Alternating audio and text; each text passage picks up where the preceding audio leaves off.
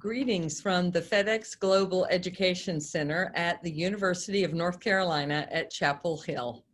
I'm Barbara Stephenson, and I'm the Vice Provost for Global Affairs and the Chief Global Officer here at UNC. A big part of our mission at this leading global public research university is to educate the next generation of leaders. And those leaders will, by definition, be global leaders. As we pursue that mission, I am proud and honored to be joined tonight by esteemed colleagues who've had distinguished careers in the U.S. Foreign Service and in international affairs. And it's my pleasure to welcome all of you who are joining us tonight to the annual Joseph J. Sisco Memorial Forum, hosted in collaboration with the American Academy of Diplomacy. During tonight's discussion of diplomacy in a world of transnational crisis, we will, in keeping with the mission of the American Academy of Diplomacy, return repeatedly to this idea that good policy, while necessary, is not sufficient, because policies are not self-implementing. To be successful, we need both good policy and effective diplomacy, which we can define tonight as the means for executing policy. I'd like to thank the American Academy of Diplomacy and the Sisco Family Charitable Fund for making tonight's forum possible. I would also like to thank colleagues here at UNC for their support of tonight's event. UNC has remarkable strength in area studies, with more national resource centers than any other university in the Southeast. And those area studies centers have turned out tonight in force. And I offer my thanks to the African Studies Center, the Carolina Asia Center, the Center for Middle East and Islamic Studies, the Center for European Studies, the Institute for the Study of the Americas, and the Center for Slavic, Eurasian, and East European Studies. I also want to thank the Study Abroad Office, the Global Research Institute, Global Relations, the Political Science and Public Policy Departments, and the Curriculum in Global Studies, as well as the Curriculum in Peace, War, and Defense.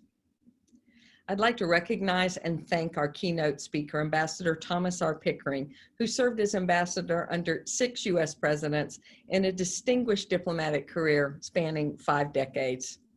I would also like to thank our panelists, Ambassador Kathleen Stephens and Dr. J. Stephen Morrison. I count Tom and Kathy among my most transformative mentors during my own Foreign Service career, and I hope some of their wisdom stays with you, the next generation of leaders, for years to come. I would also like to thank Dr. Carol Sisco for joining us. Dr. Sisco, it is an honor to recognize your father's service with this timely conversation. And finally, I'd like to say thank you to Ambassador Ronald Neumann, President of the American Academy of Diplomacy and former U.S. Ambassador to Algeria, Bahrain, and Afghanistan. Ron will moderate tonight's discussion. Thank you, Ron, for inviting Carolina to collaborate with you on this forum. Ambassador Neumann began his service to the U.S. as an Army infantry officer in Vietnam, and he joined the U.S. Department of State as a Foreign Service officer in 1970. He spent much of his diplomatic career serving in the Middle East and North Africa. Most recently, with the Academy, he continues his service by fighting hard to maintain adequate funding for state and USAID to ensure that these institutions have the resources and capacity needed to successfully carry out their responsibilities. I will now hand this over to Ambassador Neumann. Thank you. Barbara, thank you very much. And thank you to UNC Chapel Hill for hosting us. We were planning originally when we started this to be there in person. That wasn't possible, but we're looking forward to being with you next year in person, God willing, in COVID. So first of all, my thanks to Ambassador Stephenson, the Vice Provost for Global Affairs. I also want to thank her assistants, Katie Bowler-Young and Ingrid Smith, as well as my able team of Maria Reisutz and Destiny Clement, who have been working behind the scenes and continue to work and without whom we wouldn't be operating. So in that regard, I also want to echo Barbara's thanks to Carol Sisco, who has been such a loyal friend to the Academy and now a member, and without whose help this forum wouldn't be possible. The American Academy of Diplomacy is a nonprofit and a nonpartisan organization. It is dedicated to strengthening American diplomacy, and it has a small membership of former senior diplomats. Tonight, our theme is diplomacy in the world of transnational crisis. And we picked that because it seemed to be a theme. Well, one thing, it was a theme that was very suitable for a university that has a major in peace, war, and defense. That seems to kind of cover a lot of things that need diplomacy to support them. But additionally, it gets at the challenges that are coming up. And I don't think one has to spend a lot of time on this. You can simply look around. You can see that there are multiple crises and challenges that currently require more than one nation to solve. They're just not going to be solved on a national basis. Obviously, the pandemic, hardly need to illustrate that, but we've had pandemics before and we're likely to have some again. So it's not a one-time event. Climate change, fires burning in the West, the organization of trade and alliances, all of these things are going to require transnational cooperation. Now, clearly, this is a large subject. It would fill a seminar, or perhaps a semester, or perhaps many seminars, but we're not going to try to do everything tonight. But in order to get us started and to give us an intellectual framework into which into which our individual presentations can fit, it's my great pleasure to introduce one of America's really stellar diplomats, Ambassador Thomas R. Pickering. His full and lengthy bio, I think, is online. He has been Undersecretary of State. He has been ambassador 7 times, including to Russia and to the UN, where he was a central player in building a coalition of states to push Saddam Hussein out of Kuwait in the first Gulf War. He is a counselor to many on the boards of more organizations that I can count, a man of incredible energy and thought, and I'm glad to say, the chairman of the American Academy of Diplomacy. So, Tom, over to you.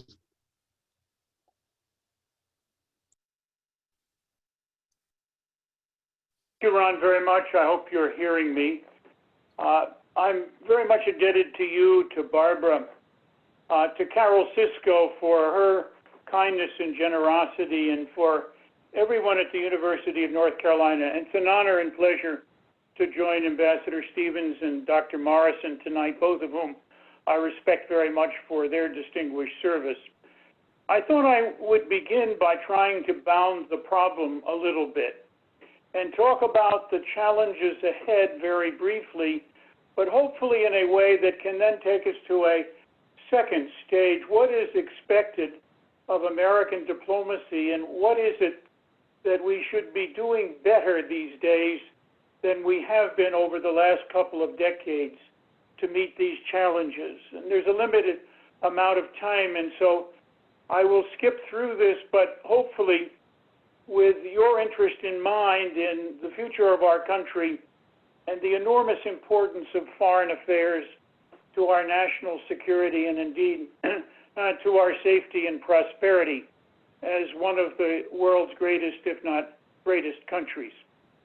Out and ahead of us are more problems than I have ever seen accumulated at any particular time since I became aware of problems as a very young man in the 1940s. And these include the immediate and serious challenge of what I guess is best called the interrelated trifecta that's upon us.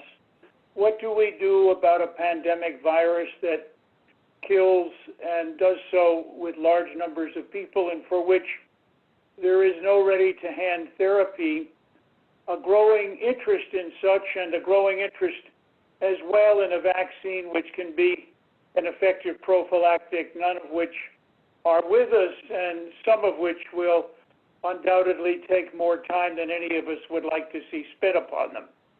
The second interrelated problem is what this pandemic has done to our economy and how and in what way we will seek to recover. There is a home truth, I think, that we cannot recover the economy without recovering our health. Happily, we are suited well enough in our present economy, I believe, to make major strides in dealing with our health. And neither of them can be dealt with without dealing with friends, allies, and indeed enemies in the international community. And that's what, in effect, the diplomats are supposed to do, and indeed what they must do.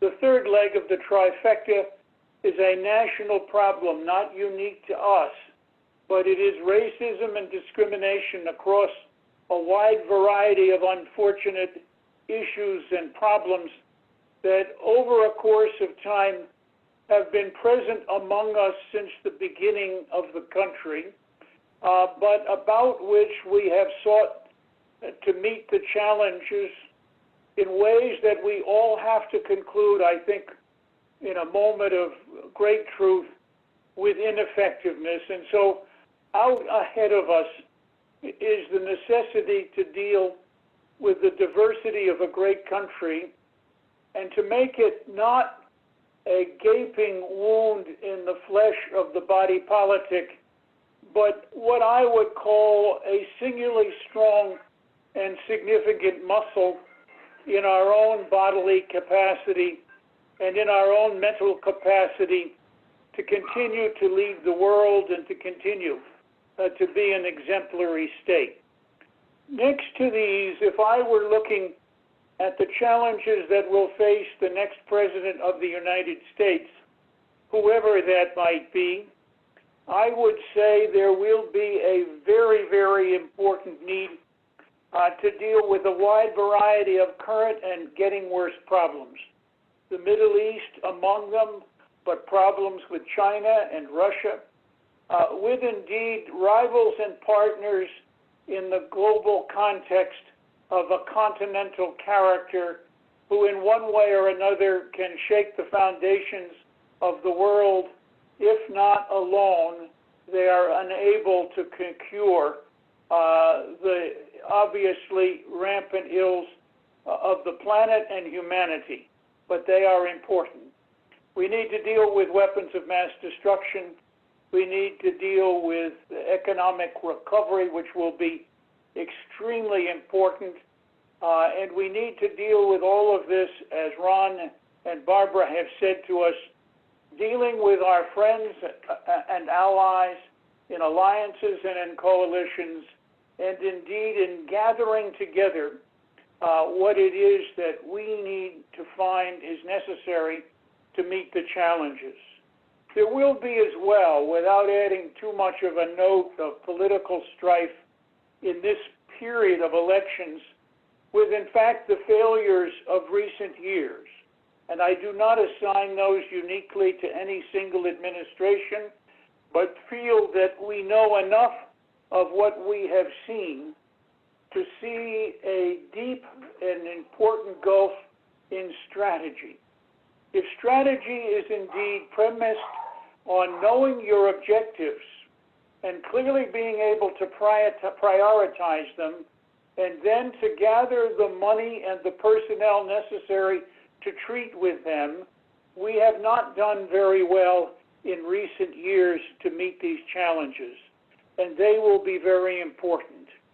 And then lest we think that the world is made up for us of four-year political cycles in which we can return, if we don't like the current cycle, back to the beginning of the four-year period, we should be immensely conscious that this world is more dynamic, more split, more fractured, more, I think, failed and failing in many states around the globe, more tortured by fundamental questions running from hunger and war and poverty through the wide gamut of the human, social, and economic condition.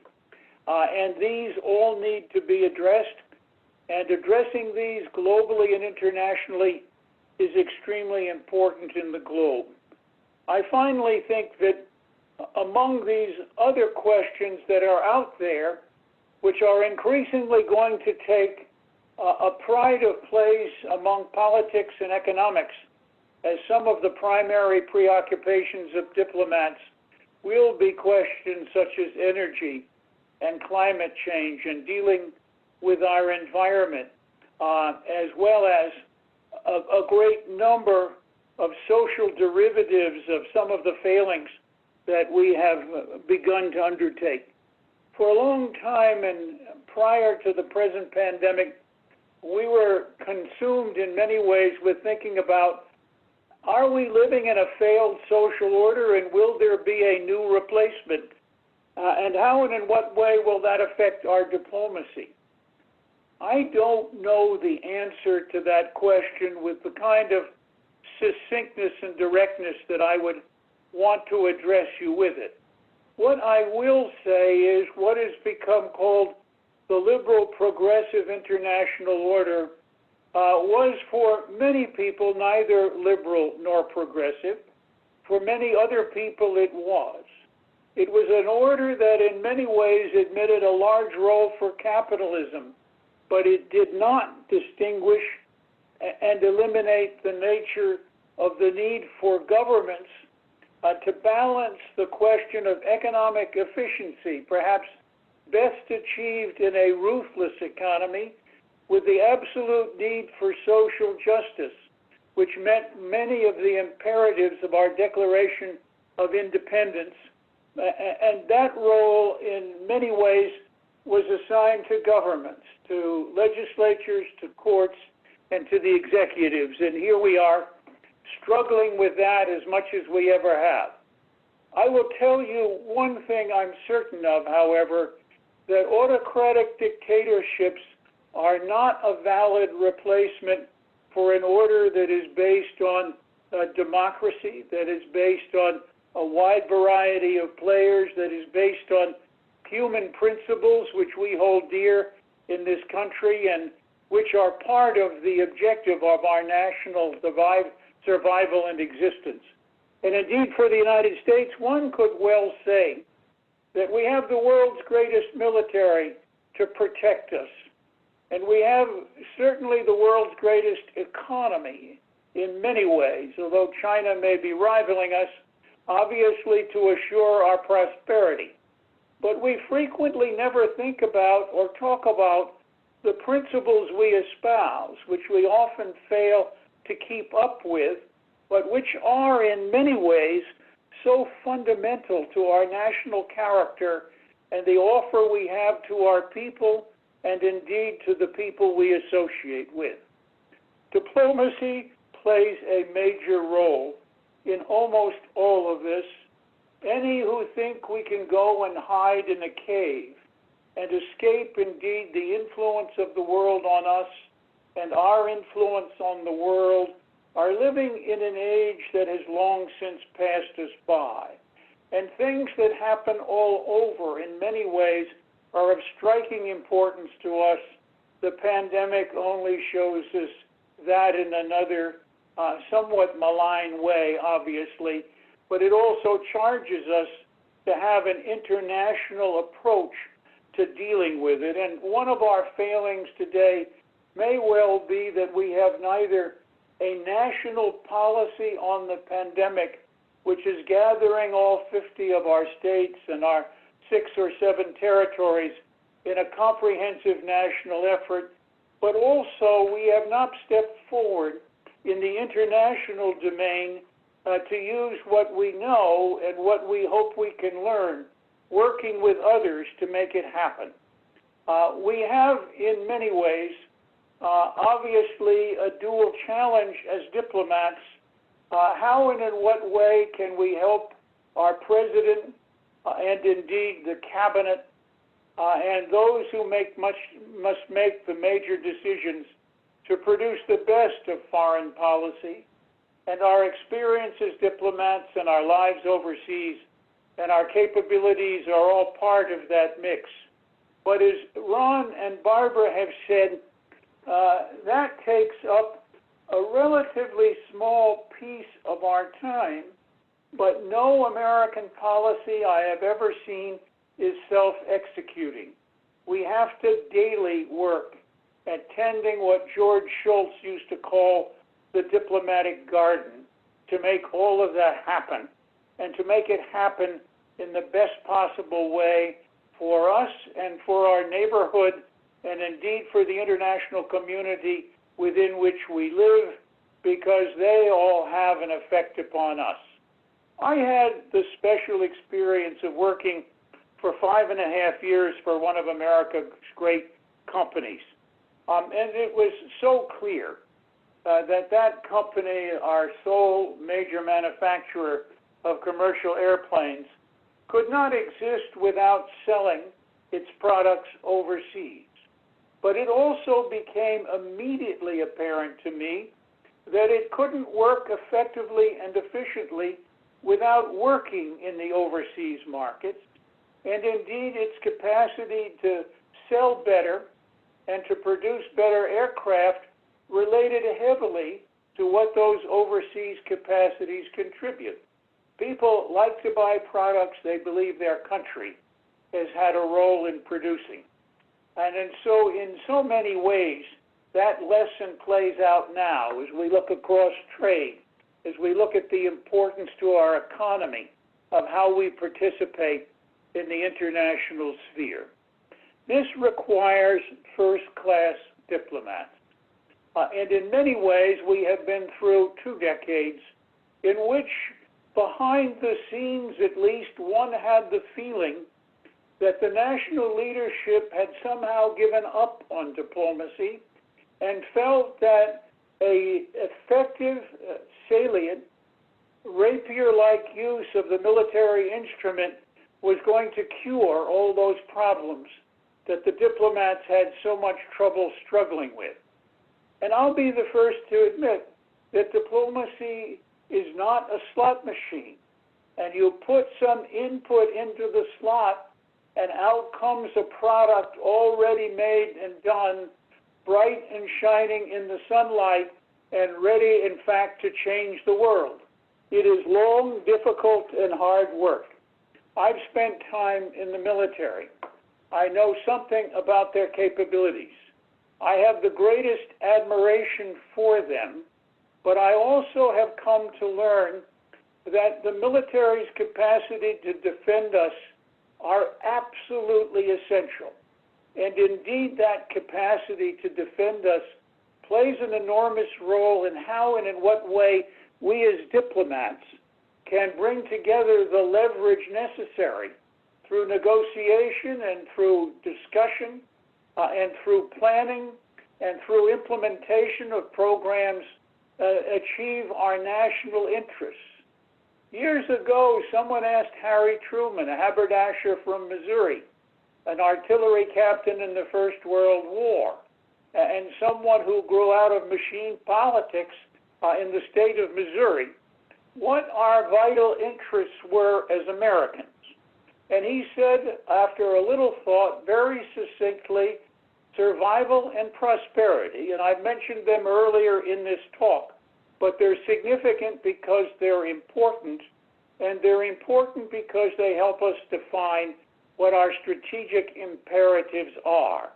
And diplomacy must be linked closely to strategy. And strategy, I have to say, needs to combine the whole of the efforts of the government of the United States to achieve its objectives. We have been living in an age for some time, even when our leadership has been important, and I believe that day will return, because as I go around the world, every time there is a new problem, the first question is, what are the Americans going to do about it? And so here we are looking at what we can do to bring people who, like you, are now studying a wide variety of subjects into the public service and to help us specifically with the challenges overseas. We need diversity. We need wisdom and knowledge. We need people willing to work hard. We need people who are willing every day to learn something new, because the challenges of diplomacy are never still. And every American diplomat is in many ways constantly challenged to become expert at whatever subject he is challenged or she is challenged with dealing with. No good diplomat, in my view, has been found wanting in the knowledge of the factors and the subjects that he or she either has to sell to a foreign leader or bring to the attention of a foreign government or provide them reasons why, in the course of implementing our policy, they should join us. Finally, we have lived with alliances and friends. Washington warned us against them. Woodrow Wilson took us into them. They have become, in many ways, part of a major instrument of American diplomacy. Whether we exercise it through the UN or NATO, or with the European Union, or with a myriad of other friends and constellations of friends around the world. We should never lose what I thought I saw as best in our alliance relationships during the Cold War. We need to listen to our friends. We need to digest their ideas. We need to give them the kind of standing dignity and respect that they expect to have and they constantly lend to us. Too much of American recent diplomacy has been, we know better. We're way ahead of you. We think more significantly than you do. And we really don't care to hear your ideas. All we need is your coin in the box and your shoulder behind the wheel. These are not winning days. So out there ahead of us, we have huge challenges. It is young people like you who are spending time at your wonderful university absorbing those challenges, understanding them. And come and join us. Even those who of us have retired a long time ago feel we are still part of the gang. And become part of the people who will lead the next decades, the next generations of the United States in the way in which it ought to perform in the world.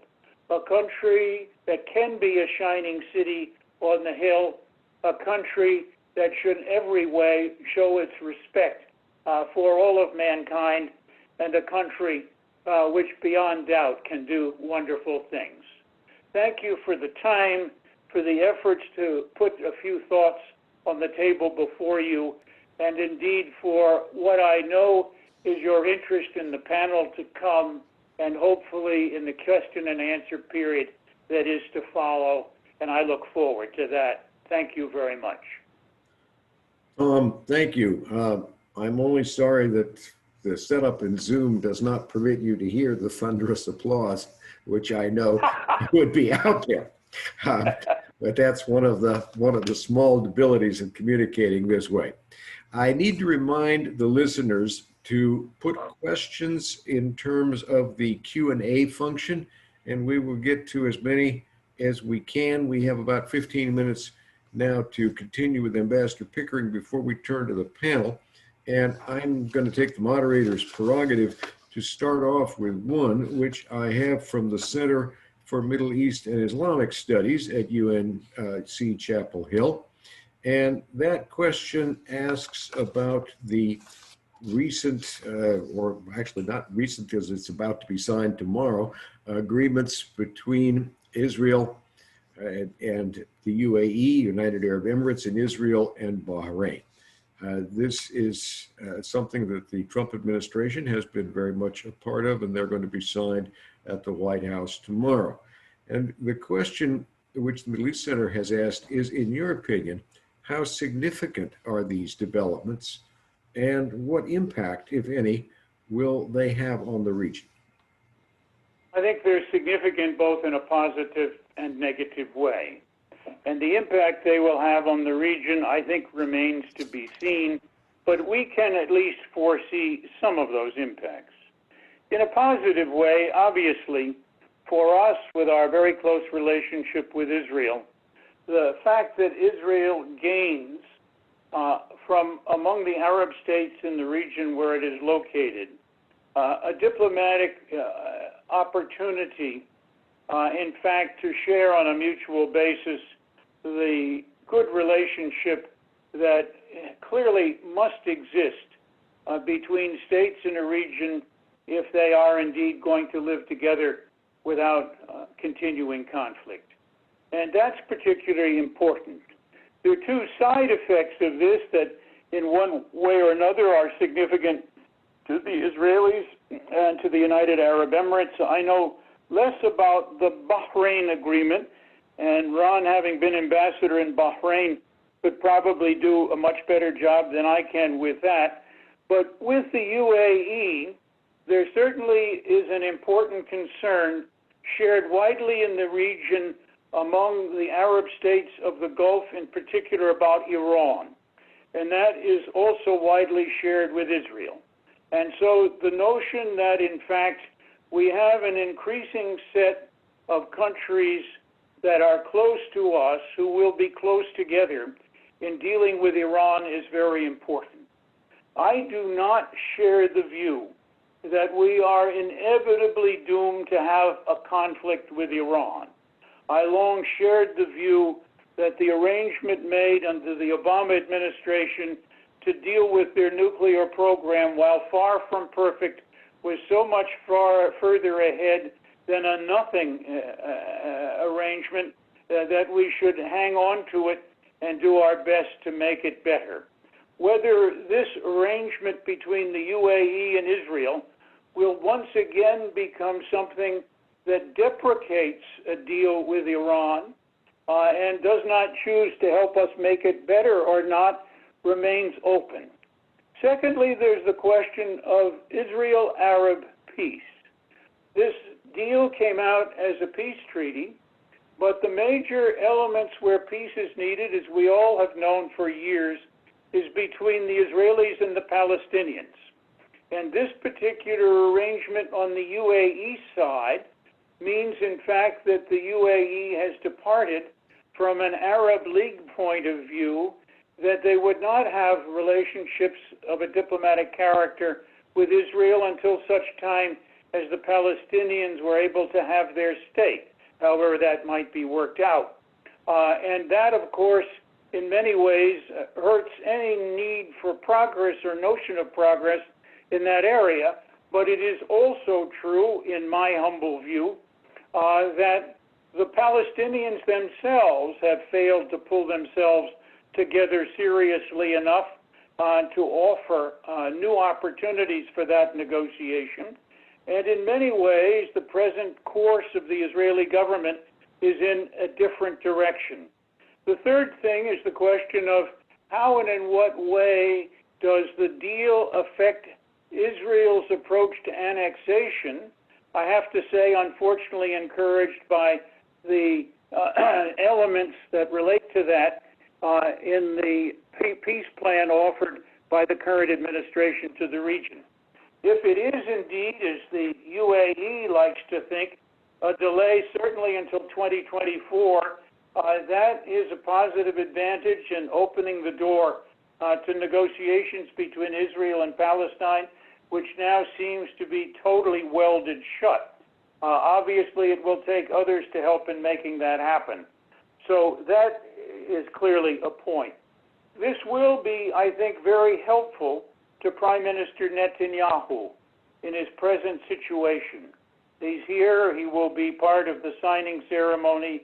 It will be seen as a great achievement on his part, and indeed it is. All Israeli prime ministers have in one way or another struggled to open the door to relationships with Arab countries in their region.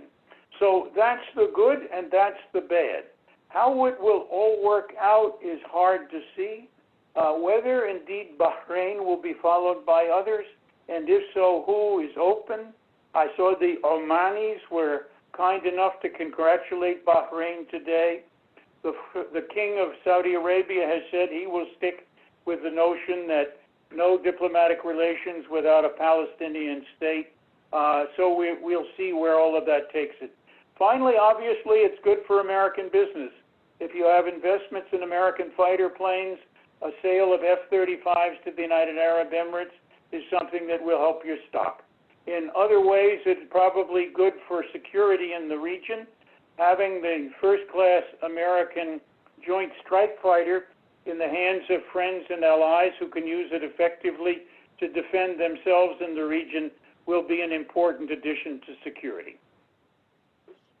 Tom, thank you very much. You know, you mentioned that I've been in Bahrain, and it strikes me there's perhaps one other element in this, and that is how the Arab states, particularly the UAE and Bahrain, read their dependence on the United States. Because after all, their fears of Iran have been very long-standing, and they never needed this policy before. And I somewhat suspect that the period where they felt that we moved too close to Iran in the Obama administration and that we're feckless in this administration has left them with a sense that they need another arrow in their quiver.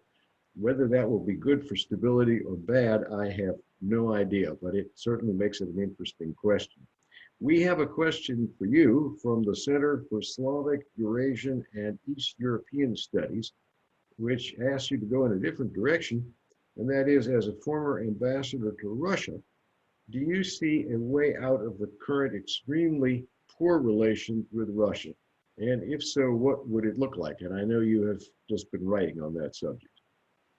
I have, and thanks, Ron, and it's an extremely good and important question, and not an easy one. I joined 6 other Americans with experience in Russia a month ago in a letter that said basically 2 things.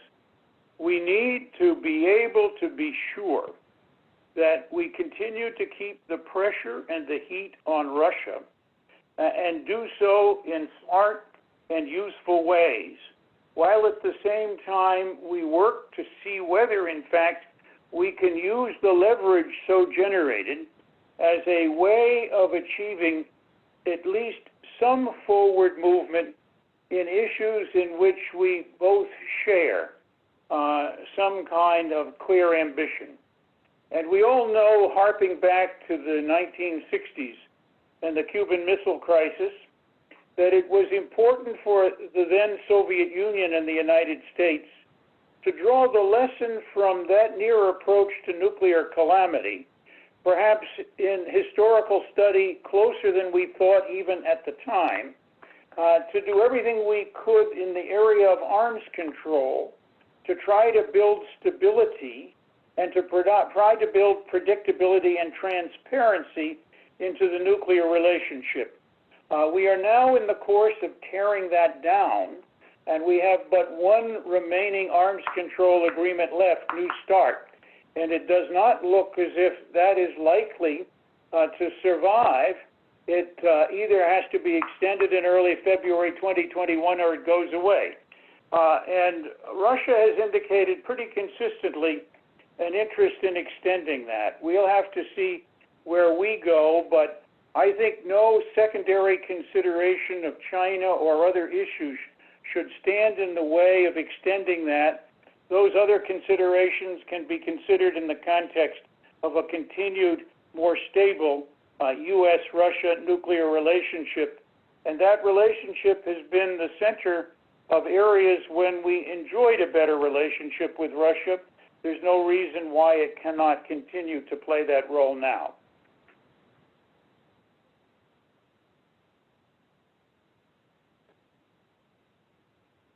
So, there. Now I can thank you. I'm unmuted. I know several people have asked, we've only got a couple minutes till we have to turn to the panel, but I've had questions about what it was that caused you to look to a career in diplomacy. And when did you turn on to this idea, which you've made such a stellar contribution? Well, thank you for the kind words, but I think as a youngster, I got very interested in reading and reading about things that were going in the world. My mother gave me a book at the time I was sick in bed with measles, one on what was happening all around the world when George Washington was alive, and the second with Abraham Lincoln. And there were places I had never heard of and issues I'd never even thought about or heard about that came to my attention. I suppose it was that one little trigger that fastened in my mind a couple of things. One, it was a good thing to serve your country. I grew up and was too young to serve in the Second World War, but admired the spirit of the country, the enormous sense of service that millions of people gave to the country at that time, and how important that was as an objective in one's life. And then secondly, I became very interested not just in the military aspects of our government, but how and in what way we could help to build a more stable, more secure world for ourselves, and obviously for others living in it. And so those two things attracted me in college. A couple of my professors said, "Why didn't I take the Foreign Service exam?" I said, "I already had planned to. Thank you for the reinforcement." And that was the beginning. Tom, I believe, according to the schedule that we agreed with the university, it is time for us to move to the panel. And so let me say to our audience, because we had an enormous number of additional questions, and maybe we could get a few of them in, because Ambassador Pickering has agreed that he will come back with the panel to field questions afterwards. But I wanted to explain what we're doing with the panel, because as you've seen, this is a vast subject, and we could go in all kinds of directions with this subject. But what we decided to do was to try to take three slices of the pie to pick out three areas to talk about in particular, to give you, the audience, a sense of what this business of diplomacy in a transnational period is like. And so we're going to look at three different aspects. One is how the world needs to organize to face disease. This is not a new experience for us. We've done it, faced it before, and we will almost certainly face it again. Secondly, we're going to take a very different switch. We're going to take a look at Asia and simply take one of many areas of the world where we could focus to give you a sense of the kind of challenges America must organize to deal with. And lastly, we've drawn your own Vice Chancellor, Ambassador Stephenson, in as the third panelist, who's going to talk about the tools of statecraft and what these challenges will require in organization and the fielding of our diplomacy.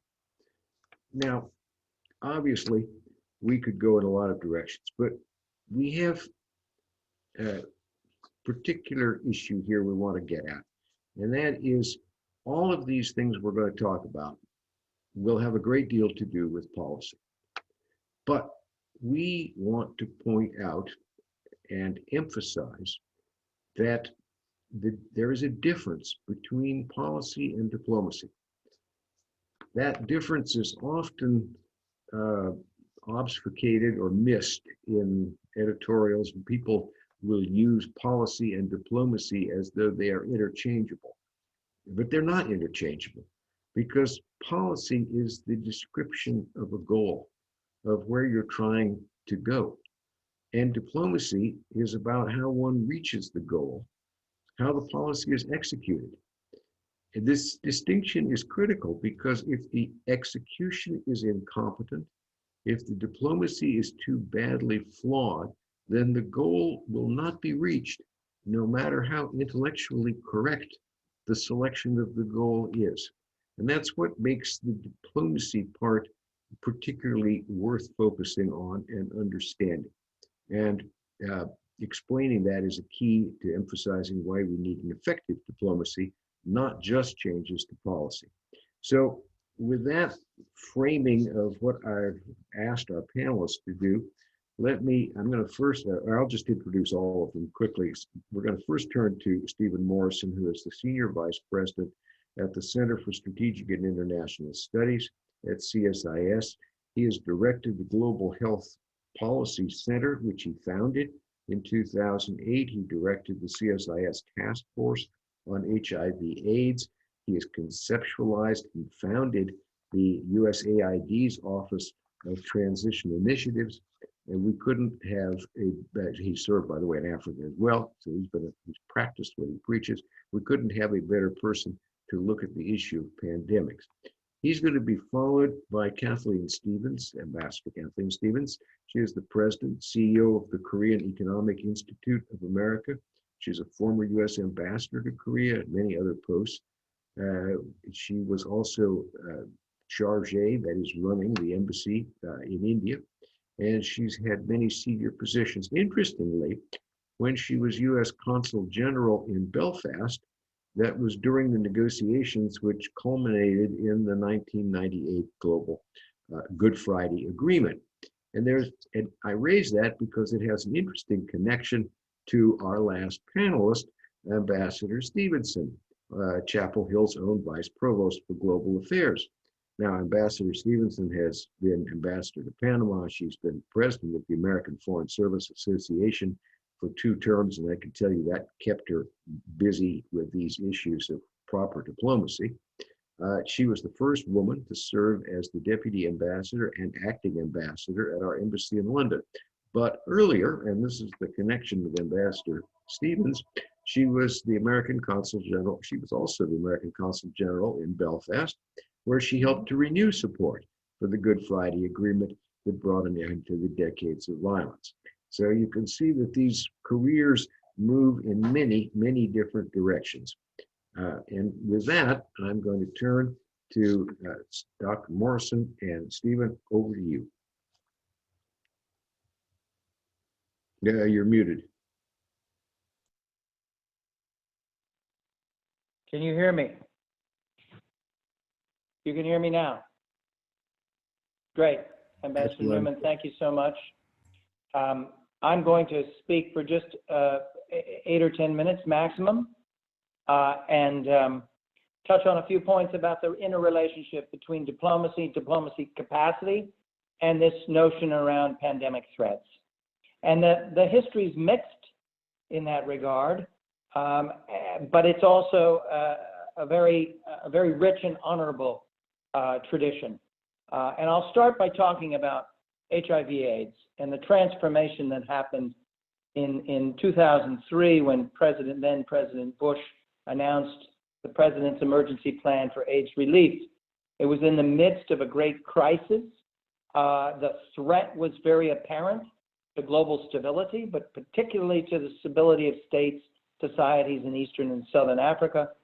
President Bush was reformulating at that time post 9/11 national security strategy and put out a document in 2002, fall of 2002, right before this, talking about how the threat of infectious diseases had been elevated as a priority concern. So he launches this program.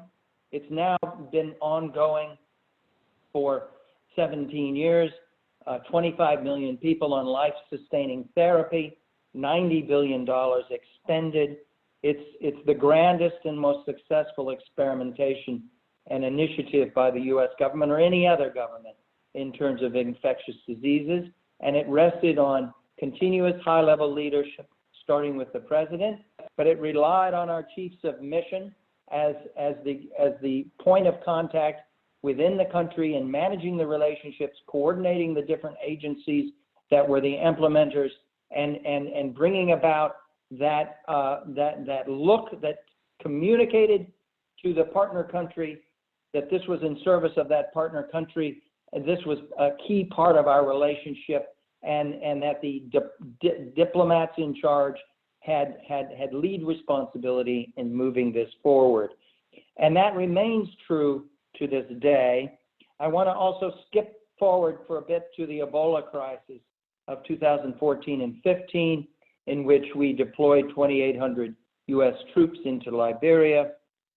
We were quite engaged in that period, and it was the chiefs of mission. It was Deborah Malik in Liberia.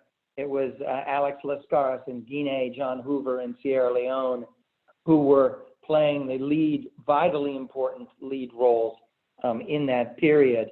So these historic moments have demonstrated just how important diplomacy is operationally down to the ground level, but also starting at the level of the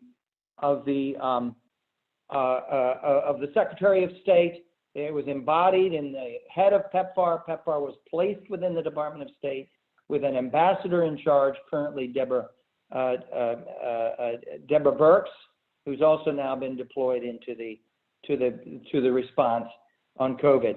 Now, my second point is, however, these kinds of grand threats come and go, and there is a tendency in our policy and others to be subject to a cycle of crisis followed by complacency and neglect. And so the PEPFAR program carried on, but State Department writ large has not had a very strong and leadership role until recently on many of these matters. When the Ebola outbreak occurred in DRC, in the Democratic Republic of Congo, starting in 2018, there was a Benghazi effect. There was a fear of deploying into the center of the outbreak, and our diplomats and our key experts were kept out of that. So it's not always guaranteed that our capacities, that our readiness, that our knowledge and expertise gets carried forward. Interestingly, in the midst of the COVID outbreak, there's a new line of thought that you can see in both the Senate on the Republican and Democratic side, as well as in Secretary Pompeo and his dialogue with the White House about positioning the Department of State again to be the lead entity in guiding the global health security strategy outside our borders. So we're in a renewed period of thinking about this. It's still in formation, but we've come back to the idea that guided the PEPFAR program now today in the midst of this. I'll say just some few words that are quite negative about where we are today. As Ambassador Pickering pointed out, we have not engaged outside of our borders in a significant and serious fashion to try and lead and guide and coordinate the global response as we would have in previous outbreaks of pandemic flu, of SARS, and other things. At home, of course, we have failed, had a series of catastrophic failures, and we have been pinned down, as most other countries in the world have been, coping with the reality of this pandemic. We have chosen in the international approach on this to define it as part of our grand confrontation with China, which is an unraveling geostrategic relationship. We have severed our relationship with WHO because we have cast WHO as accomplices to the Chinese. We have not participated in the initiatives that the EU and others have launched, the ACT Accelerator, the COVAX vaccine facility, attempting to make sure that vaccines along with therapies and diagnostics are brought forward in an affordable and timely way to low and lower middle income countries that are going to need them in order to get control over their outbreaks. So we have right now a situation of a sort of hyper-nationalist process of hoarding and pre-purchasing of the vaccines. 4 billion doses have been bought, largely overwhelmingly to serve the interests of those countries that are buying them, which are the wealthier countries. And there's great uncertainty around whether there will be solutions struck at a diplomatic level that can bring justice and equity and access and a solution outside our borders in low and middle income countries. Last point is there are panels already being put in place to deliberate on these matters. There is the International Pandemic Preparedness Response Panel that has just been stood up, headed by two heads of state, former heads of state, Ellen Johnson Sirleaf and Helen Clark. and it is going to deliberate over the response and what the future requires. And I believe a top element of its deliberations will be the need for much higher investments in diplomacy and grand initiatives as statesmanship dedicated to trying to resolve both the response and the delivery of vaccines and all of the attendant economic and humanitarian crises that are driving from this. I'll stop there. Thank you. Steve, thank you very much. I think you have certainly underlined the interrelationship between policy and all the moving parts that people have, namely diplomats, have to carry out to keep it moving forward. Now we're going to switch our focus in particular, although the broad focus of the future needs of diplomacy remains, and we're going to ask Ambassador Kathleen Stephens to pick this up with a look at least a few of the questions in Asia. Well, thank you, Ron. Thank you, Ambassador Neumann, and thank you very much, Barbara, for the invitation to join you today. I wish I could be there in person, but I'm reporting you to from the smoke-filled skies of Troy, Montana, where I had been thinking about the relationship between diplomacy and policy and theory, and I will try to focus on Asia and as kind of a case study, if you like, of American diplomacy. I joined the Foreign Service in 1978. That's actually right before the US and China normalized fully our diplomatic relationship. And so, like, I think others, not just diplomats, but Americans of my generation, I've seen the rise, not just of China, but the importance of Asia to the United States, to our economy, to our culture, to our people, and certainly Asia. And by this now, I mean the Indo-Pacific, as we tend to call it now, rather than just Asia-Pacific, including India and South Asia, loom ever larger for our country, including some of the world's largest economies, accounting until the pandemic in recent years for 2/3 of global economic growth, 60% and growing of global gross domestic product. We see where the trend lines are. Asia-Pacific, Indo-Pacific is of course home to some of the world's largest and most advanced militaries, several nuclear powers. And when it comes to one of the topics we're really looking at today, these transnational issues, whether it's pandemics and global health, climate change, cybersecurity, or a whole host of others that know no borders, I don't think anyone, whatever one's policy predilections are, can imagine effective policy, effective answers that don't include some kind of involvement, engagement, cooperation from Asia and major Asian powers, including China. In fact, this is not news to any of you, I think, and in fact, both the Obama administration and the Trump administration explicitly recognized this. In the Obama administration, we had a policy that was labeled the rebalance to Asia. It was not to say we didn't pay attention before. I was there for the Bush administration too, but a conscious effort to rebalance our diplomatic as well as our military efforts and engagement with Asia. And the Trump administration, it's under the rubric of the free and open Indo-Pacific. But this, of course, is also in the context of the world as it changes. It's already been alluded to by Ambassador Pickering and others. We have a China that has not only become more powerful, but also under Xi Jinping's leadership since 2012, more assertive. In many ways, very distressing, not only to the United States, but to our friends and allies in the area.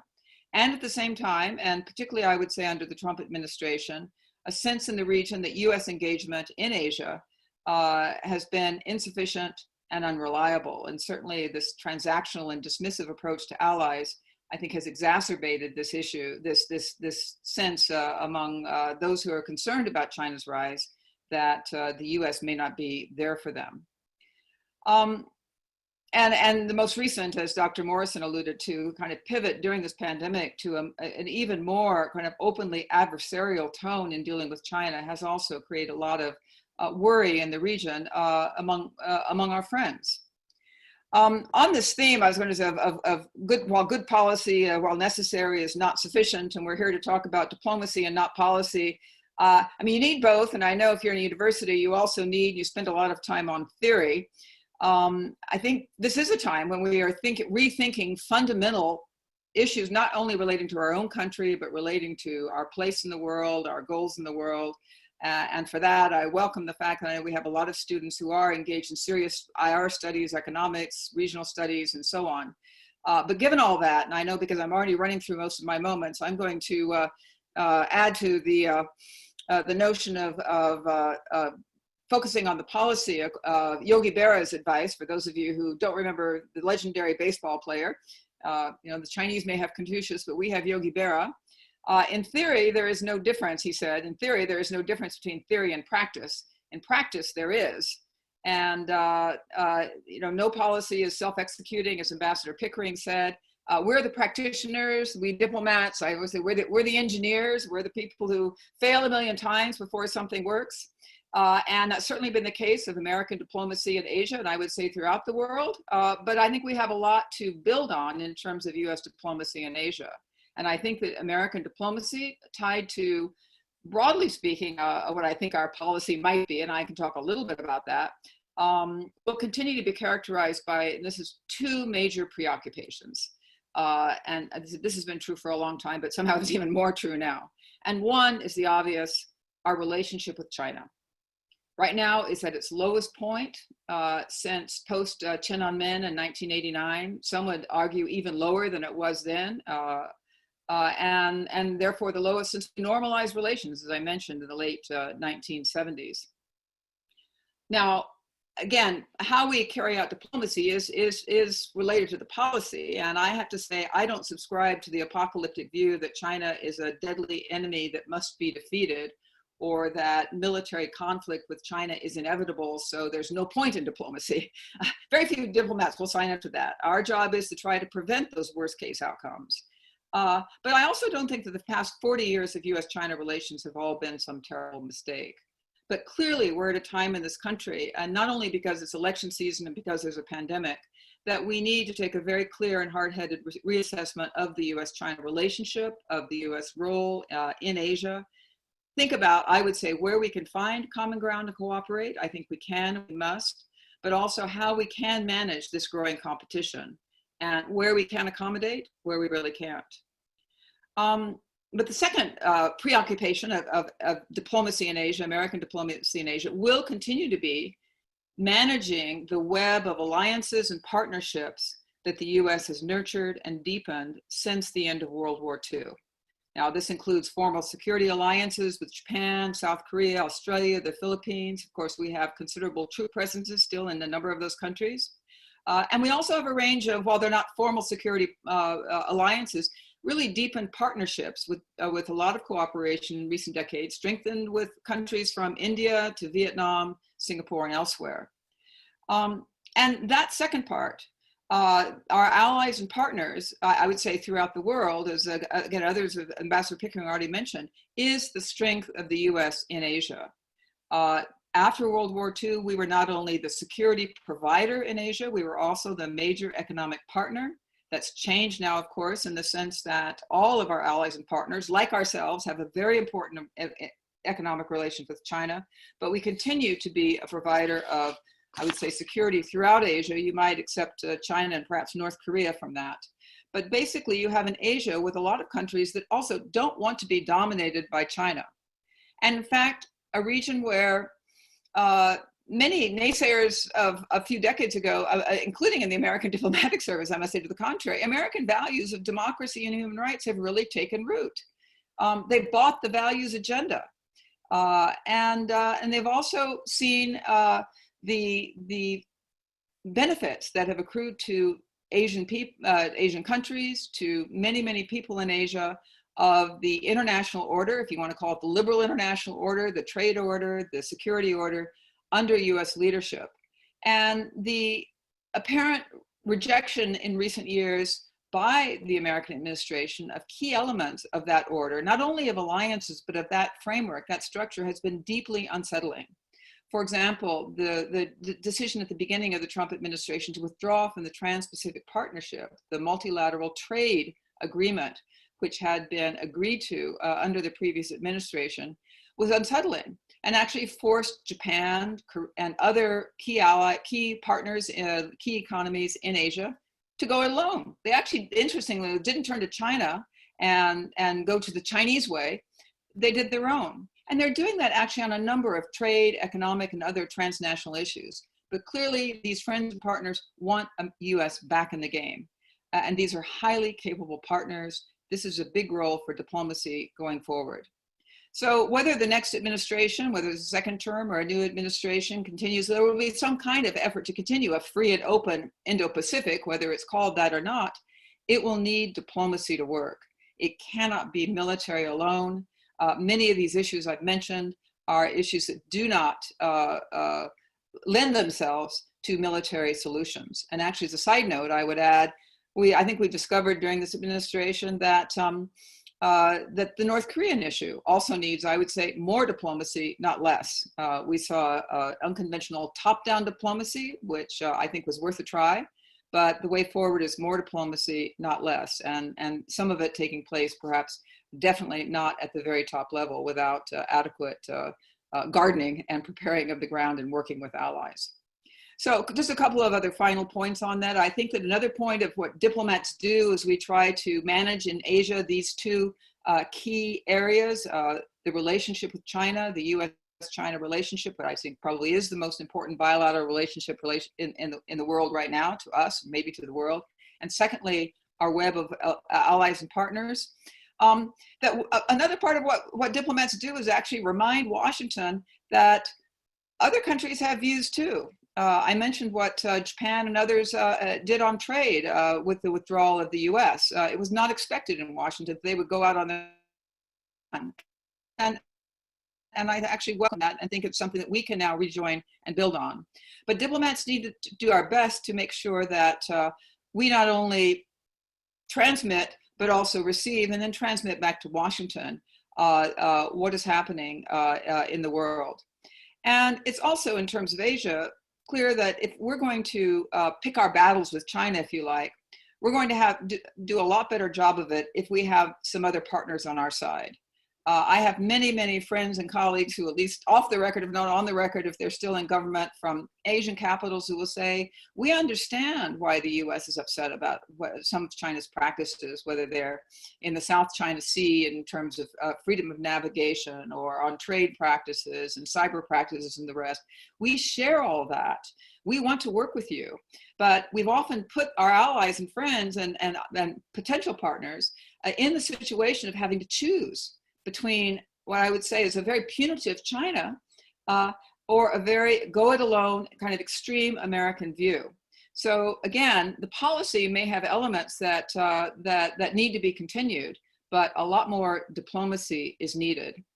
I also think it means we need to keep our avenues open to China. And just to give you a very specific example of something that troubles me as tensions with China have heightened, and as Dr. Morrison said, we have not been able to work internationally with other countries in this public health crisis that we're in.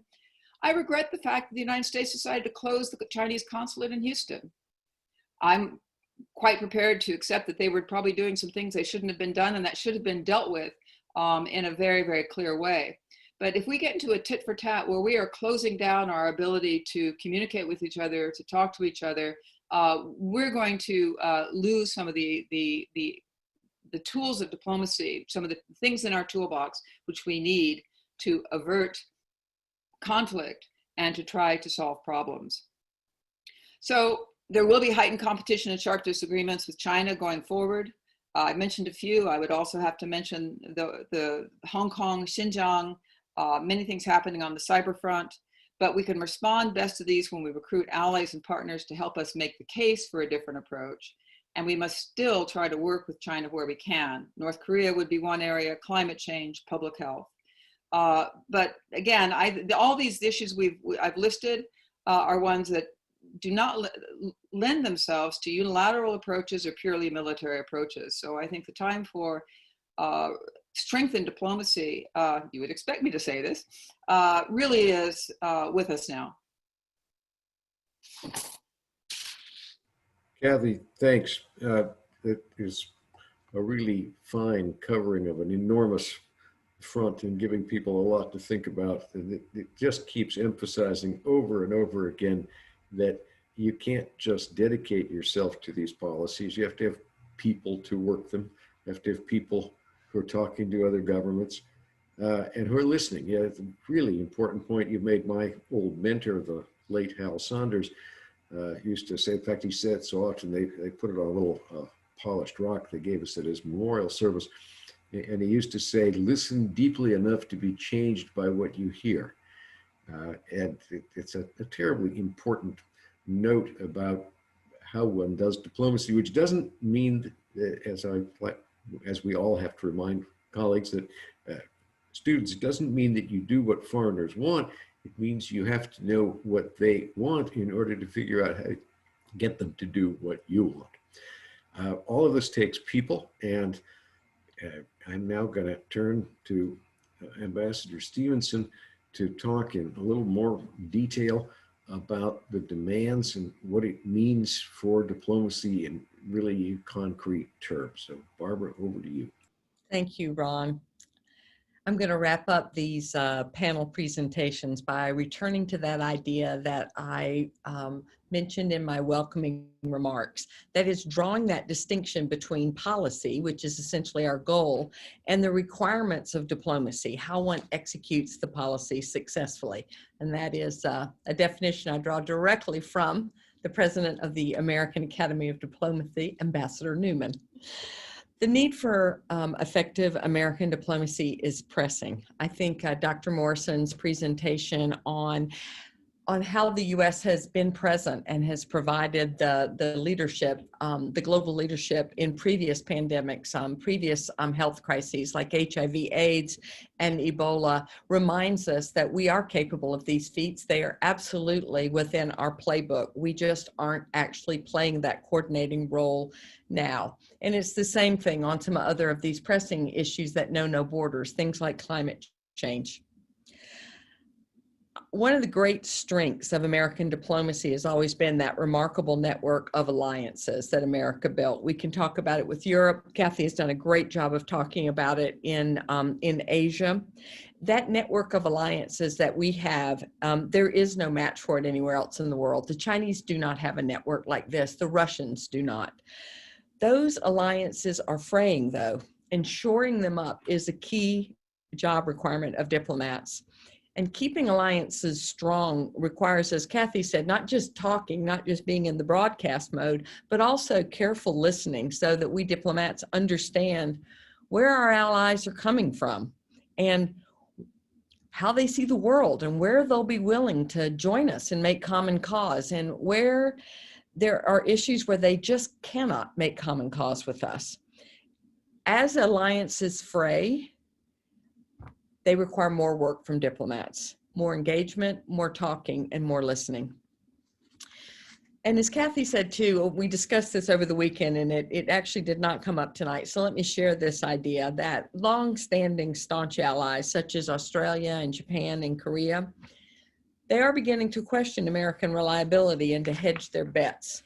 And as our allies, this is happening in Europe as well, we see this. As our allies question the strength of our bonds, that basic goal of diplomacy, which is to get to yes, to find a way to work together, to pursue a common course of action, it becomes much more difficult. So all of these contextual issues add up to a bigger job for American diplomacy. There's just more work to do. And if we want to successfully execute our foreign policy in this environment, we need to up our diplomatic game.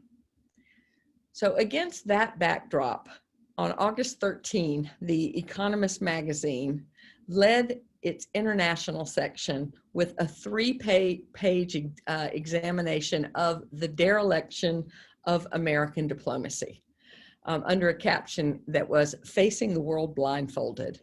This article was in the reading package that we circulated here at UNC, so I hope some of the students that are joining us tonight had a chance to read it. Let's remember, this is not the Democrats on the Senate Foreign Relations Committee, who also issued a report called American Diplomacy in Crisis, and I was on their panel. This cannot be dismissed as partisan or Americans obsessing about our leadership role. This is a non-American source leading the international section with a very serious look at the dereliction of American diplomacy. I think we're now in the place where the understanding that our diplomatic capacity has really been weakened has taken hold, and it's no longer debatable. There's another really important part of the context that we're operating in. During much of my career, when Kathy and I were UK desk officers together before we became successors on as Consul General in Belfast, America was in a superpower moment. The Berlin Wall had fallen. We were the sole remaining superpower. That unipolar moment has given way now to a new era of great power competition. Ambassador Pickering referred to this. And I want to make sure that our students note that one particular chart from the Lowy Institute in the Economist article. China recently overtook the United States in one key measure of diplomatic capacity. China now has more embassies and consulates around the world than the United States does.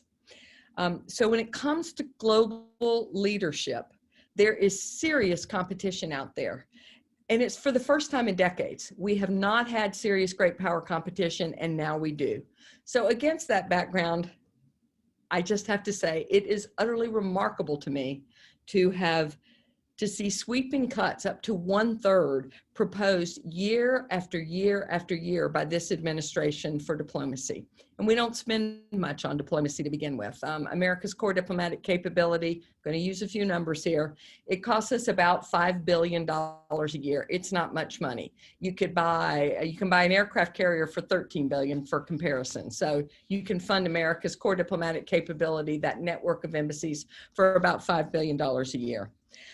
We keep shortchanging it, and I have a quote that I often use, which is, "We don't win wars without soldiers." We all get that. We all know that when we're talking about military goals, we need to talk about the troops, the capacity to actually achieve the goal. The same thing is true for diplomacy. We do not win in the foreign policy arena without enough diplomats deployed around the world, able to do all that talking and listening and understanding and advocating and gardening, all of the gardening that George Shultz talked about. It is labor intensive.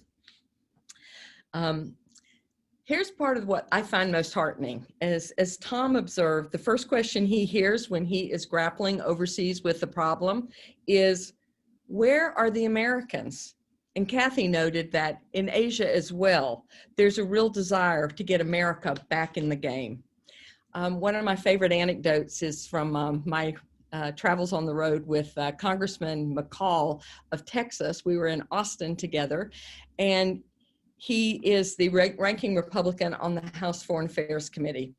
And he told a story in his home district of being approached by 6 African diplomats. So these are diplomats from African countries posted in Washington, who came to see him to say, you know, we actually would rather work with America rather than with the Chinese, but we actually can't find you. Can you please send us some Americans to work with? So I want you to know that this is a bipartisan story about where are the Americans. I often use a baseball metaphor to describe the moment that we're in.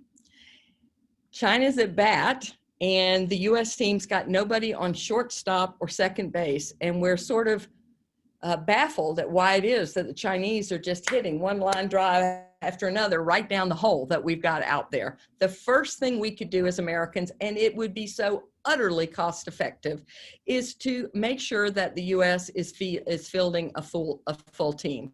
I got all kinds of statistics. If any of you in the audience, our students, want to follow up on this or write a master's thesis on it, I'll provide all of it to you. But America's funding on core diplomatic capability has been declining, and it precedes the Trump administration, as the Economist article quotes me as saying, while China's has doubled in about the last 8-10 years. And so we're cutting back on this. America needs a full team out there. And I hope that some of you here at UNC in these area studies programs in peace, war, and defense, in the political science department, the global curriculum, will decide to join that team. For my part, I can say that in my nearly 34 years as an American diplomat, as a US Foreign Service officer, those were just wonderful years that were so well spent. I got to work with remarkable leaders and colleagues, like some of those that are here with us tonight, and represent the U.S. in Northern Ireland, in Panama, the Netherlands, El Salvador. It's a great life. I hope you'll choose it and help us field a full team. And I'm going to stop there because we promised to give you guys time to get your questions answered. Thank you all for participating tonight. Barbara, thank you. I think if people don't carry away anything else from this, they might carry away the notion that if they choose to go into diplomacy, they will not be bored. They will not be bored. So I have a question now, which comes from the curriculum in Peace, War, and Defense at Chapel Hill, which is an interdisciplinary focus to examine questions relating to war, national security, and peacemaking. And I'm going to pass this one to Steve. All of us could probably speak to many of these questions, but if we did, we'd only answer one. So I'm going to use my prerogative to pick and choose. But because so much of the pandemic discussion also involves multinational institutions, I wanted to pitch this one to you, Dr. Morrison. And it notes that we have been backing away from many institutions. We've been denigrating the UN, the WTO, we're pulling out of the World Health Organization. And the question is, can these institutions survive without active and public support from the US? And if not, do you see any future where global governance or global institutions transfers to alternative institutions created by other parties? Thank you. Can you hear me? Definitely. You can. Okay, thank you, Ambassador. Let's use the case of WHO.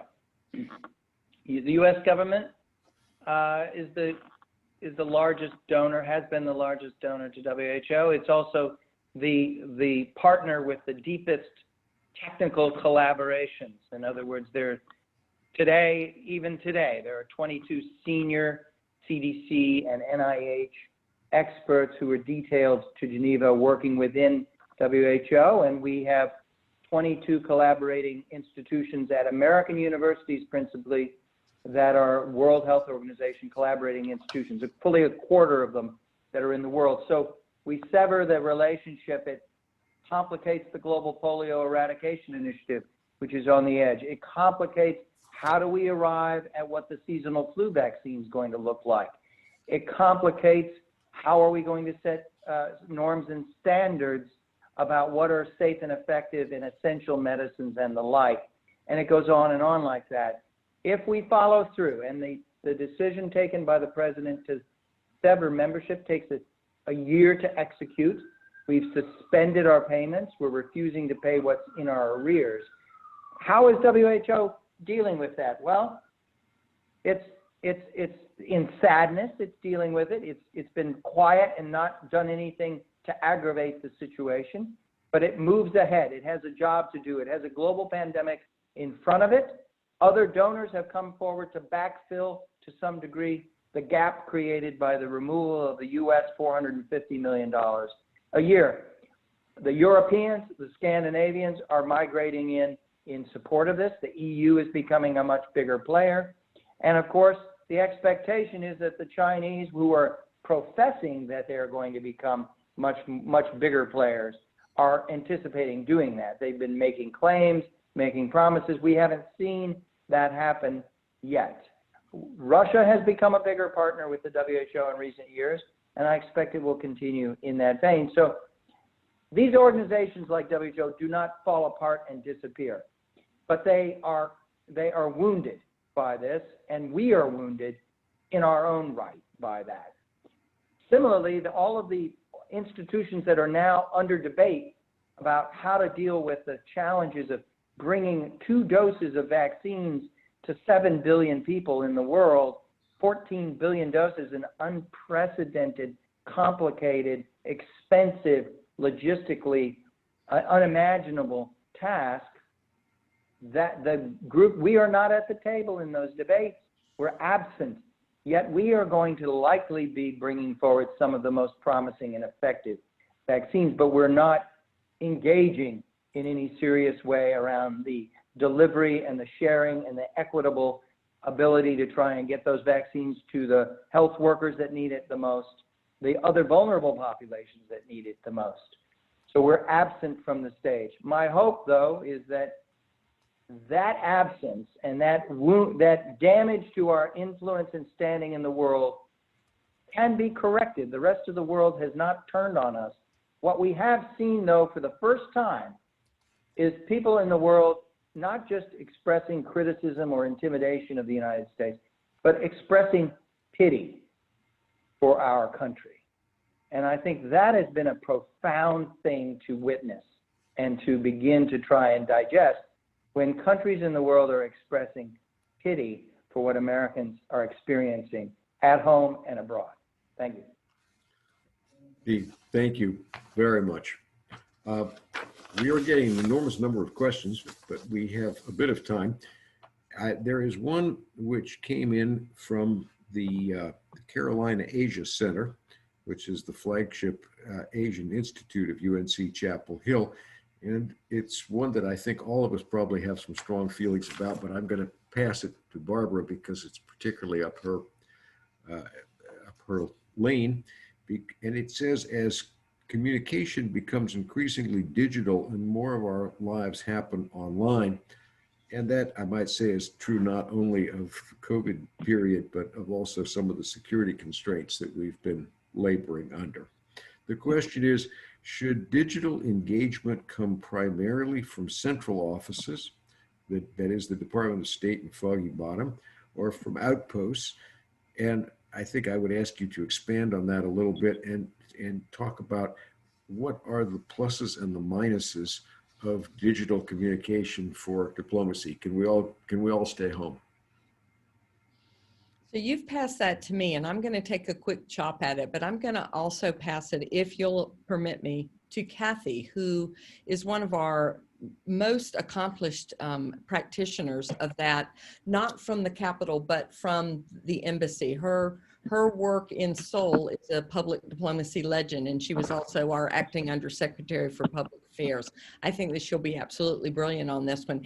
Here's my thought. I have rarely seen the one-size-fits-all messages that come out of Washington to land particularly well on foreign soil. I remember when Ambassador Pickering was Undersecretary for Political Affairs and I was his special assistant for Europe, that he launched a great effort to try to get us to say what was the desired outcome that we were seeking and to leave it to the diplomats on the ground to figure out, consult the genius of the place, think about how to describe this, pitch it, to try to get people to make common cause. That the messages that come out of Washington, they're rarely effective. I remain, I realize it may be more effective to just push a Facebook or a Twitter feed. I don't think that they work nearly as well. So I'm going to turn it back to you as our moderator, Ron, but suggest that Ambassador Stephens is a bit of a genius on this topic.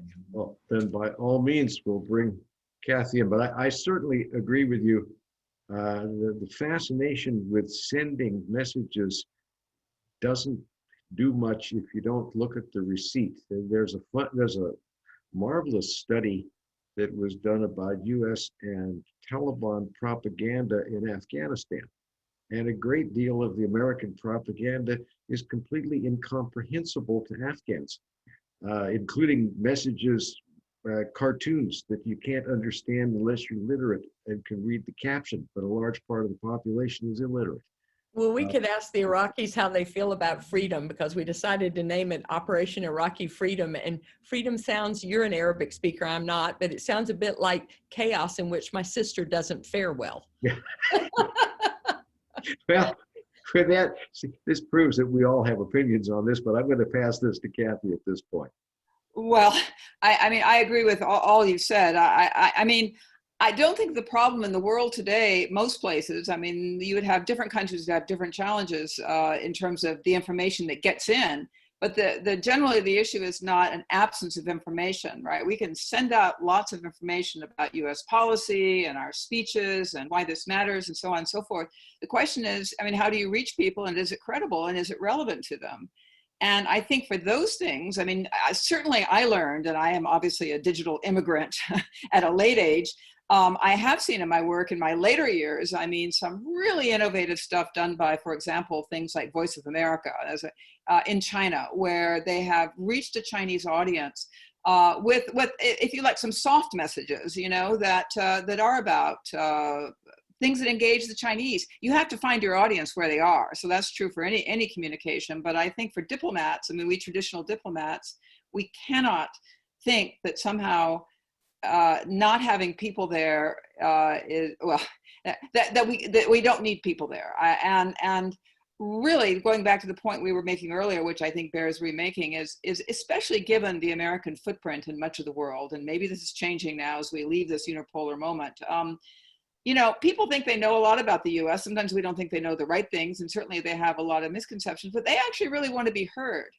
And once they think that you're hearing them, and hopefully you are, then they open their head to your message. So if you, and that I found is easier to do personally, but if you can do that digitally, great, but it just cannot be one-way communication. And my worry about digital is it becomes, you know, very stovepiped and very one way. And somehow you have to surmount that. There are ways of doing that digitally. I think we're trying to do that today a little bit, but I think that's the key.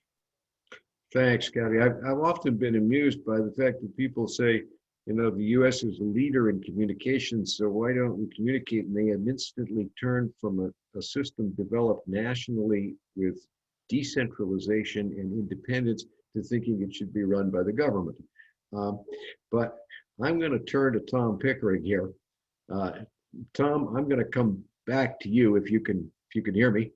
A number of questioners have asked a question, basically the same question, about whether current U.S. foreign policy has been over-militarized, and particularly, is there a gap between the actions of the Department of State and actions of the Department of Defense in how the U.S. engages around the world?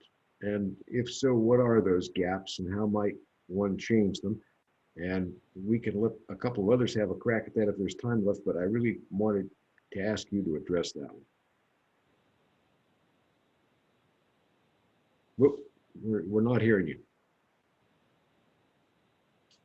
Nope, we're not hearing you. How's that? You can hear me now? I can hear you Okay. Yeah. Let me try a reasonably short answer to that. I think there are differences between the two. I think they center often around such questions as, you don't understand what I do, and therefore you're wrong. And that's obviously a hard thing to overcome.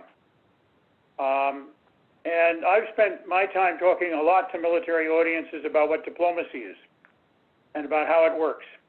And I have to tell you that if I had to give myself a mark, it would be close to total failure, because they have been in their own courses for years and years and years. And they rely on traditional strategy, and strategy is you win the conflict. And then when you win the conflict, everything comes down like manna from heaven, and it's a Hollywood movie, and you walk off hand in hand into the sunset. And we have seen, in fact, that that hasn't happened in Iraq, and it hasn't happened in Afghanistan. It happened in World War II. We did a lot of killing on the way, and we did a lot of cleaning up afterward. And the people who cleaned up afterward, even under MacArthur, were heavily civilianized. And so working out the political connotations of a military victory are things that basically have never really, I think, bothered the military. And I think also, and I found this in my few visits to Afghanistan, you may have found it more, a deep distrust of diplomats, that they were there to negotiate away everything hard-won on the battlefield. And that as a result, they couldn't be trusted. And as a result, we as military had to overcome the question, and there was no good time to negotiate because the military situation was always going to get better. And having gotten better, it would be better for us to negotiate on that situation. So you just have to look now at Zal Khalilzad and what he's been trying to do in Afghanistan. And Ron, you know this better than I do, but I think that piece is important. I do think that over a period of time, more working together is required. And some of the big rifts, and I think you saw some of this in Afghanistan, you'd be more qualified than I to talk about the fact that where you have a very large American combat military deployment and where you have an embassy on the scene that has to do a lot of things as well, the relationship has never been defined. And it can't be defined in a way that puts a single person in charge in large measure because the backgrounds, the education, the way in which things have run don't lend themselves to making that happen, particularly in the American system. And I have no easy answer for that of who should be in charge.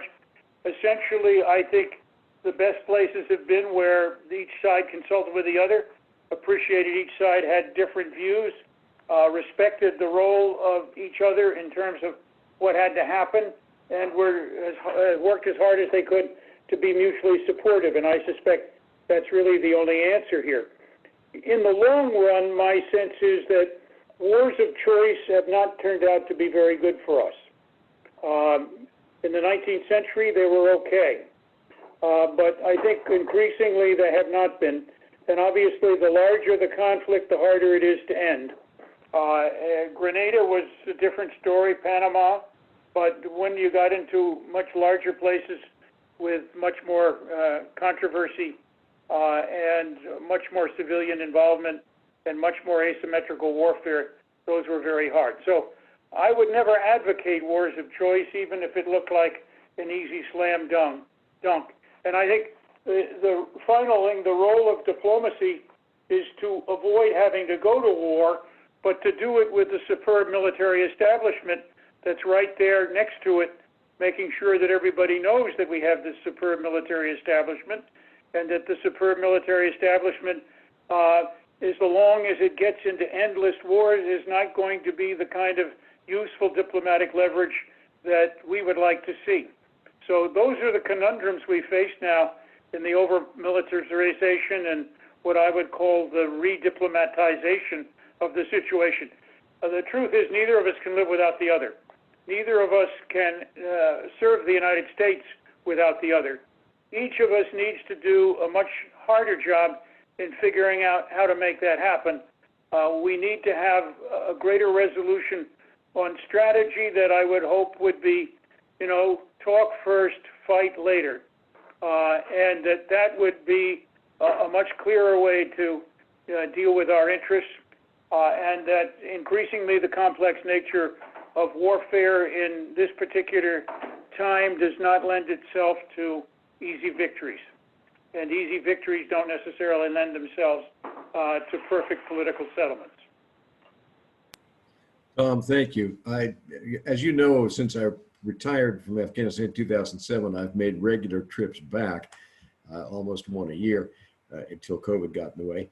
And I have noticed times when the relationship between the civilians and the military was pretty poor, as you say, but I've also seen many other times when, in fact, the military has been asking for more help from the department. And this is a perennial of American incapacity, is that when the military asks for help, we don't have it to give because we don't have enough people.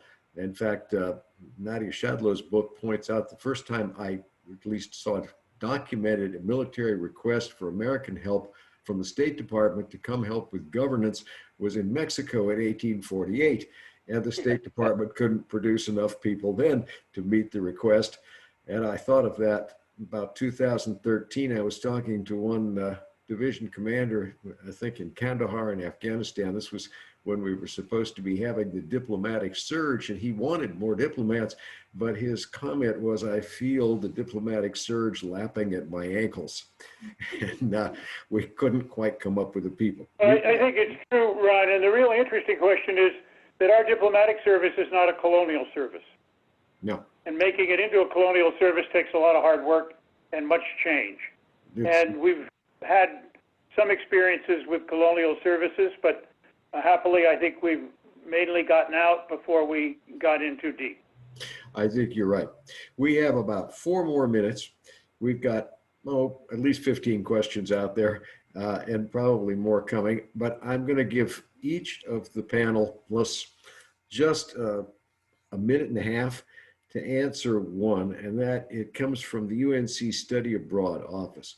And it says, do you have recommendations for our students to prepare them to further U.S. diplomatic relations or international relationships, perhaps as alternatives, opportunities to joining the Foreign Service? So it's, do you have recommendations to prepare them to further U.S. relations and alternatives to the Foreign Service? And I'm gonna wait for Tom to sweep up. And I think, Steve, do you want to drop some thoughts here? Oop, you're on mute. Okay. Well, we have an entire domain of non-governmental organizations that are highly developed and influential and diverse in their ability to project influence and values beyond our borders, and to forge alliances and partnerships. And many of them are familiar to you. Some of them are operational groups like CARE or International Medical Corps or International Rescue Commission. Others are more along the lines of Open Society Institute or Doctors Without Borders, which is more of an international group. So there's that whole domain of institutions that further America's interests overseas. I think clearly the business sector, we've talked a bit about that as an illustration.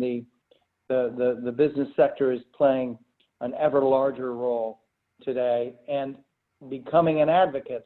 It seems to me a much stronger advocate for U.S. leadership as the U.S. has stepped back or regressed in its official positions. We've seen the business sector becoming a much more forceful advocate in many different respects. I'll just stop there. Thank you. And thanks for the opportunity, Ambassador, to be with you today. No, it's great having you. We're obviously, each of us could start over for a new lecture on this topic, but Kathy, I'm going to turn to you next for a couple of thoughts about this whole idea of how students can prepare to further U.S. diplomatic relations. I would just say be intellectually curious and open to the world. And since the question comes from study abroad, if you have a chance to study abroad, study abroad. But if you don't, I mean, we have plenty of opportunities here in our own country, which we're understanding in a rather painful way now, to try to stretch our minds and stretch our hearts to understand, and I don't mean this in some really touchy-feely way, or maybe, but understand another perspective better. And if that requires learning a language, I don't think Google Translate will ever replace learning a language, because with a language comes a different way of thinking and getting outside your own head. And once you do that and you see it from the perspective, you understand your own country better, whether it's its foreign policy or its history.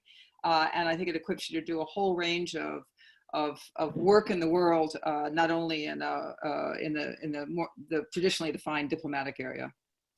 Boy, is that true about language. I remember in Iran once being with a longtime employee of the consulate in Tabriz, where I was then assigned, and his English was so good, we usually spoke English. And we were coming back from a long trip, and he was driving, and for some reason we switched the conversation into Persian and Farsi. And all of a sudden there was another personality coming out. And it wasn't that he'd been hiding something or was dissimulating, it was just that when he moved into Persian, he was expressing thoughts in a different way. It's so true.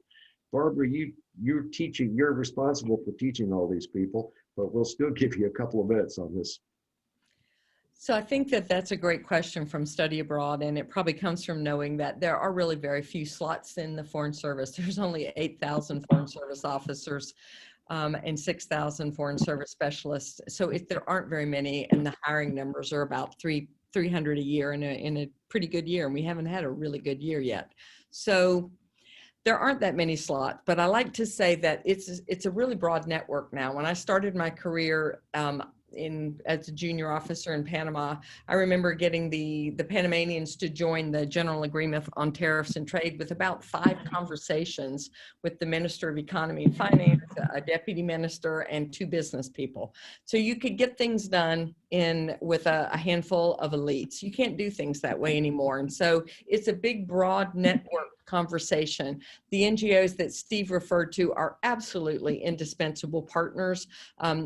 Business is all over. It wasn't when I started, it is now. Join Procter & Gamble, they're everywhere, but there are many multinationals. Study abroad, absolutely. Join the Peace Corps. UNC produces, it's the top 4 Peace Corps provider in the country. Kathy started her long career with Korea as a Peace Corps volunteer. And I think that's a great way to do it. And so are some of the Peace, War, and Defense major provides lots of great foreign national security experts that work for DIA and National Geospatial and CIA. There are many ways to come in and be part of this. The Foreign Service is only one of those ways. But read The Economist is why I signed it, guys. Start reading, read The Economist, read a non-American perspective that takes a survey of the world every week. It'll be good for your head and it'll open up that curiosity that Kathy talked about. And on that note, Tom Pickering, will you take us home on this question of how to prepare to help American diplomacy? I can't say anything that is any better than the 4 of you have wound up with. So I won't go over time, but just to say, I thought it's been fascinating hearing from you all, your examples and the information you put on the table. I hope the students will find interesting. I hope even a few will consider the Foreign Service exam and joining the Foreign Service. We need you. You're the future. The time has never been more ripe for what you can do as diplomats, and I hope we'll see you at some point in the service and leading the service the way those 3 people who have spoken to you today on the panel have done so. So thanks very much. Thank you, Ron. Thank you again, Sisco family, and Carol. Thank you all very much for being here. It was great to join you and a real honor for me. Tom, thank you. Kathy, Barbara, Steve, thank you, Carol, for having kept us and being here.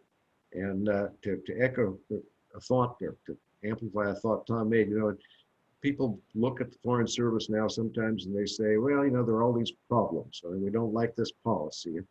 I just like to remind people, 37 years in my career, there were certainly nights I went home that I was unhappy with how a decision came out. But I never once in 37 years went home and questioned whether what I was working on mattered. And there aren't that many places in the world you could say it. So on that note, I'm going to pass us back to our Vice Provost, Ambassador Barbara Stephenson, to close us out. Thank you so much, Ron. And I'd like to thank everybody who's stayed with us for this discussion tonight. I would particularly like to thank Ron, Ambassador Pickering, Kathy, Steve. Thank you all for the thought you put into this, for participating, and the Sisco family. I loved the idea that Tom floated there, that we need to re-diplomatize the way we do foreign policy. That might be our topic for next year, which I'm going to end with thanking Ambassador Neumann, President of the American Academy of Diplomacy, for his public commitment to hold the Sisco Forum here in Chapel Hill again next year. And at Passover, Jews say next year in Jerusalem. I'm going to end this with next year in person. Thank you so much, Ron.